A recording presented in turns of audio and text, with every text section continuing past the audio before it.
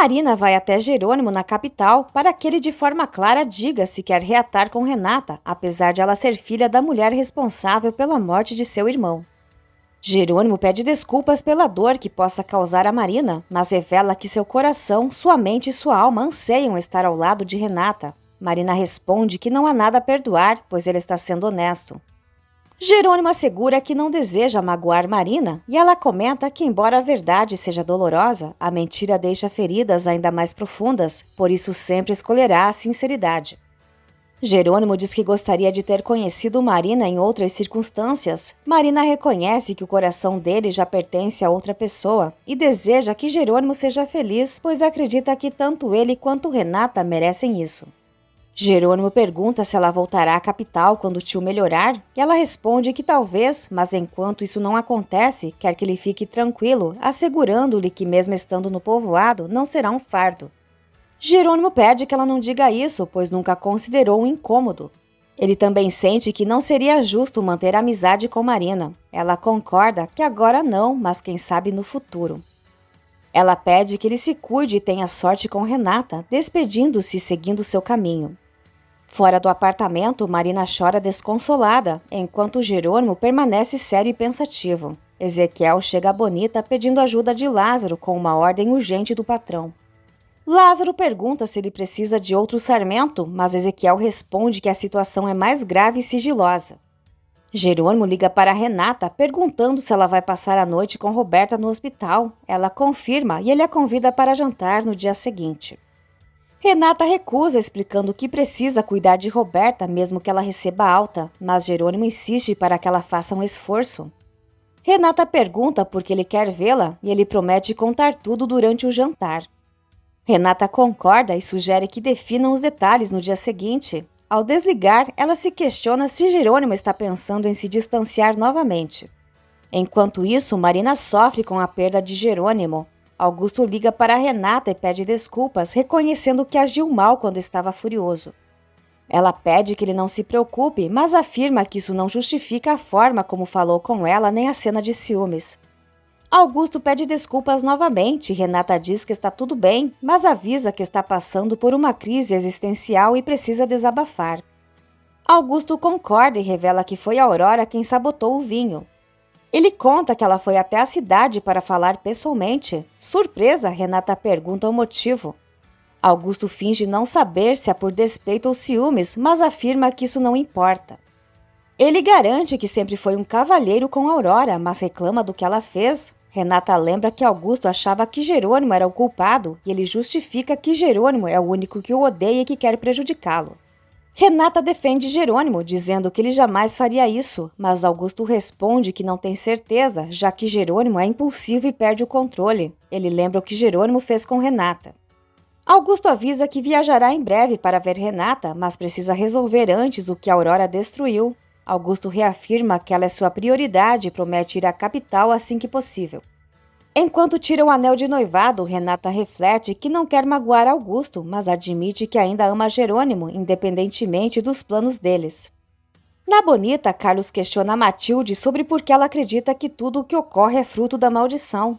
Carlos sugere que, em vez de se fixar nisso, ela considere que se o padre ficou doente foi porque era para ser assim.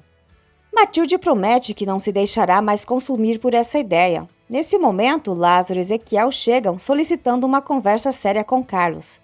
Carlos o conduz até o escritório, enquanto Matilde fica se perguntando o que está acontecendo. Adriana informa Matias que César não atende o telefone e acredita que ele ainda esteja com enxaqueca. Matias expressa o desejo de que Adriana fale com César antes da convenção, que será em 2 dias. Ele destaca que quer que eles partam se sentindo completamente livres.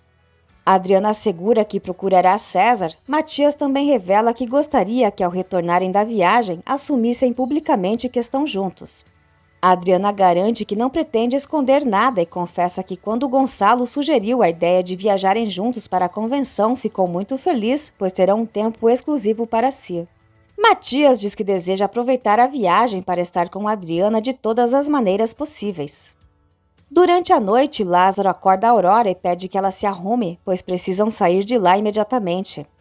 Ele promete que explicará tudo depois e que precisa levar o relógio dela. Lázaro avisa que a esperará do lado de fora e pede que ela não faça barulho, pois não podem ser vistos saindo. Aurora aflita pede que Lázaro explique o que está acontecendo, mas ele pede que ela confie nele. Quando Renata chega ao quarto de Roberta, descobre que a irmã ficará hospedada na casa de Regina. Renata, surpresa, afirma que isso parece uma boa solução, mas admite que pensava que seria ela cuidar de Roberta.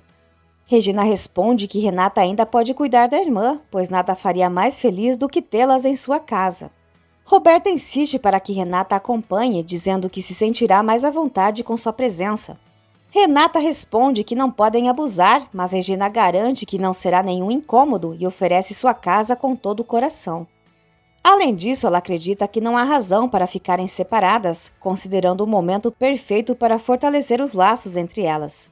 Roberta assegura que precisa de Renata mais do que nunca, sugerindo que tentem recomeçar apesar das dificuldades. Ela reconhece que a confiança, uma vez perdida, é difícil de reconstruir, mas suplica a Renata por uma chance de recomeçar. Renata concorda e agradece a Regina sinceramente. Enquanto isso, Lázaro coloca Aurora na caminhonete e sai rapidamente com ela. Hermínia, observando pela janela, se pergunta para onde Lázaro está levando Aurora. No dia seguinte, Matilde pergunta a Hermínia se ela viu Lázaro. Hermínia questiona se ele não está no quarto e Matilde responde que a cama dele ainda está arrumada, o que surpreende Hermínia. Matilde, intrigada, pergunta por que Hermínia regalou os olhos e ela revela que Lázaro saiu ontem com Aurora. Enquanto isso, Carina escuta toda a conversa e pergunta para onde Lázaro foi com Aurora, mas Hermínia não sabe informar. Contudo, ela percebe que Lázaro não voltou para dormir. Carina, desesperada, afirma que Lázaro não podia ter feito isso com ela e sai correndo. Matilde repreende Hermínia por ter falado sobre isso para Carina, explicando que ainda não sabem o que aconteceu e talvez Lázaro só tenha levado a Aurora para algum lugar e retornado, mas sem que elas notassem. Hermínia, por outro lado, afirma que se Matilde realmente acreditasse nisso, não estaria fazendo tantas perguntas. Ezequiel encontra Augusto no escritório e entrega o relógio de Aurora como prova de que cumpriu sua parte no que foi acordado.